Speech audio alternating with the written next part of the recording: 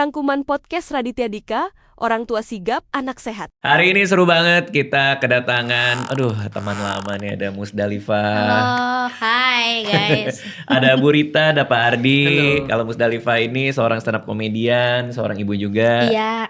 Bu Rita, kepala puskesmas Ya. di Sukabumi ya, di Karawang. Sukabumi ya, Puskesmas Karawang Sukabumi. Puskesmas Karawang Sukabumi. Jalan Selabintana. Jalan Selabintana. Kode pos boleh sekalian Bu. Saya mau kirim sepatu nih bentar ya. Tempat wisata harus tahu. Tempat wisata harus tahu ya. Oke. Kalau Pak Ardi di sini sebagai dari kepala sigap, Ya, tim leader program keluarga sigap. tim leader program keluarga Keluarga sigap. Sigap. Nah, hari ini kita mau ngomongin banyak soal kesehatan anak. Dengan tujuan kali ini tuh supaya banyak anak yang terhindar dari penyakit dini lah ya. Karena itu kan kalau nggak salah program utamanya sigap sendiri ya. Betul. Program keluarga sigap itu punya tujuan itu adalah supaya anak-anak 0 sampai 24 bulan atau yang biasa dikenal sebagai baduta, bayi di bawah 2 tahun. Oh, ada istilah baduta. itu. Ada baduta. Ada baduta, baru denger juga. Baduta, batita, balita ya Bu ya. Oh, Ya. batita tahu. Batita 3 tahun kan. Balita di bawah 5 2 tahun. tahun, batita di bawah 3 tahun, balita di bawah 5 tahun. Oh. Misinya tuh supaya anak-anak baduta ini terlindungi dari penyakit-penyakit yang sebetulnya bisa dicegah sejak awal gitu. Oke. Nah, gimana caranya? Kami mempromosikan 3 perilaku. Satu, imunisasi rutin lengkap sesuai jadwal. Oke. Jadi nggak cuma imunisasi aja Iya. nih, harus rutin, harus lengkap dan harus sesuai jadwal. Kemudian segala macam. Jadi memang kita fokus pada yang early banget gitu. Yang Oke. early itu 0 sampai 24 bulan. Saya sebagai bahluta ya. Bahlu. Bayi di bawah 50 tahun. Dewasa dong, Pak. Udah dewasa dong. Bahlu lu lagi kan? Bahlu. Iya. Oke. Stunting itu adalah gagal barangkali gagal tumbuh kembang ya, gagal tumbuh kembang anak karena memang gizinya yang tidak terpenuhi manakala di balita itu selama terutama di 2 tahun yang pertama. 2 tahun pertama itu gizinya tidak terpenuhi dari mulai hamil sehingga anak itu stunting dilihat dari tinggi badan yang tidak sesuai dengan umur kehamilan gitu. Sehingga kalau sudah terjadi stunting otomatis ininya berkurang ya. Kemudian juga anak sering sakit gitu. Dilihat dari bukan cebol ya, pendek. Pendek. Oke. Kalau di puskesmas itu Bang Radit kan ada program pemberian makanan bayi dan anak. Kalau untuk yang berat badannya yang tidak sesuai gitu ya, ada di situ ada ada kita punya ahli gizi di tiap puskesmas pasti ada si ahli gizi nutrisionis akan memberikan menu-menu yang sesuai dengan kebutuhan anak gitu. Tapi kalau dari Pemda pasti sudah jelas ya, sudah punya menu untuk sekian Ya, gitu, pasti sudah udah konsultasi gitu ya, sudah pasti yakin. Tetapi kembali lagi bagaimana kita pola asuh untuk anak-anak. Masih ada waktu sampai 5 tahun untuk mengejar berat badan mah gampil jika nanti naiknya ya, kecuali tinggi badan yang Loh kan, susah. lihat gua lagi tadi barusan tuh. Ini yang tadi saya bilang. Jadi ini Lucu banget. kita tuh memberikan gambaran tentang imunisasi itu harus lengkap.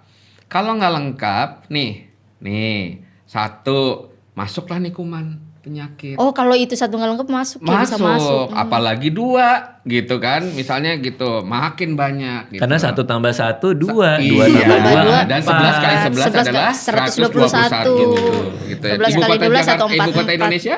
Sukabumi. Jadi ini visualisasi yang sederhana tentang bahwa imunisasi itu harus rutin dan lengkap. Dan ini kan simbol nih sebetulnya bisa dalam bentuk tetes, bisa bentuk Itu Mama tuh. Jadi memang sepenting itu memang Ternyata. imunisasi itu. Nyata sih. Sebenarnya aku yang kalau tadi kan Musdalifah bilang masalahnya di biaya, di puskesmas sendiri tuh ditarik biaya nggak sih? Tidak. Oh. Puskesmas vaksinnya sama sih sebetulnya ya.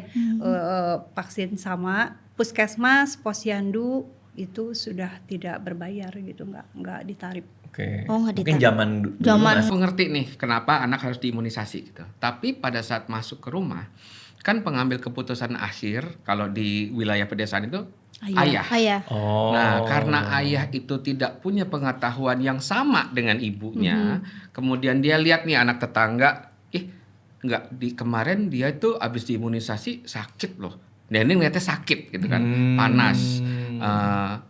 Padahal kemarin nggak diimunisasi baik-baik aja. Jadi dia mengambil kesimpulan sendiri.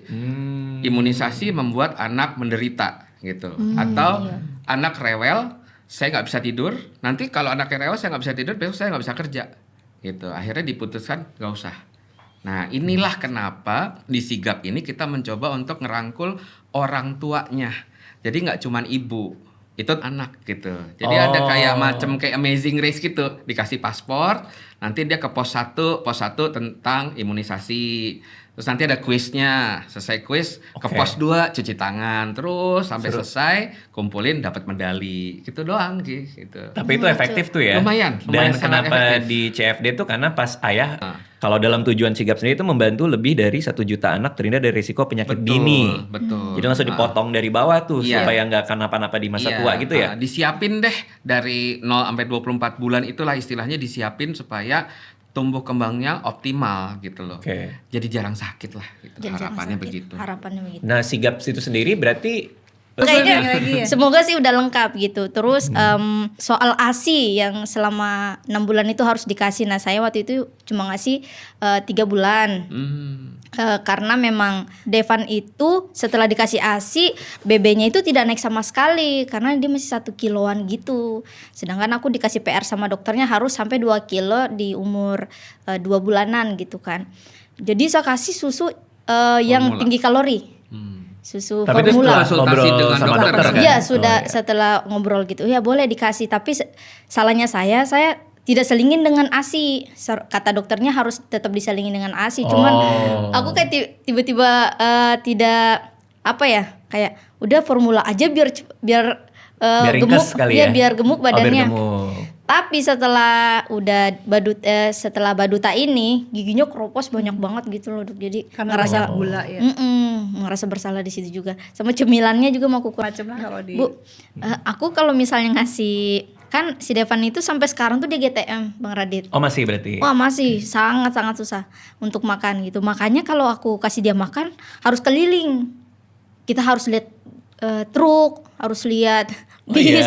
Dia kalau kalau konsennya udah ke kendaraan nih, biasanya dia lupa diri tuh, maka mangap aja. Tapi kalau misalnya lagi nggak ada kendaraan, dia pengennya jajan. Jadi aku bawa ke warung. Jadi nanti dia beli cemilan yang nggak sehat lah, misalnya gitu, biskuit apa, sambil dicemilin aku kasih nasi gitu. Jadi biar nanti tiap hari gitu. Ini nasi masuk. Iya gitu.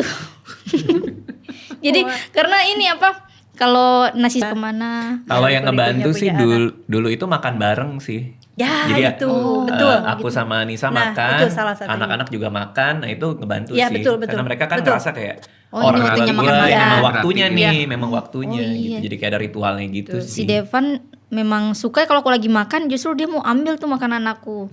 Jadi kadang tuh kalau kamu mau nak gitu, ya udah kita makan berdua gitu. Makanya aku sering makan buah Bu, biar dia tuh apa itu dimakan sama dia gitu. Iya betul salah satunya itu. Nonton selengkapnya di podcastnya Raditya Dikaling ada di deskripsi.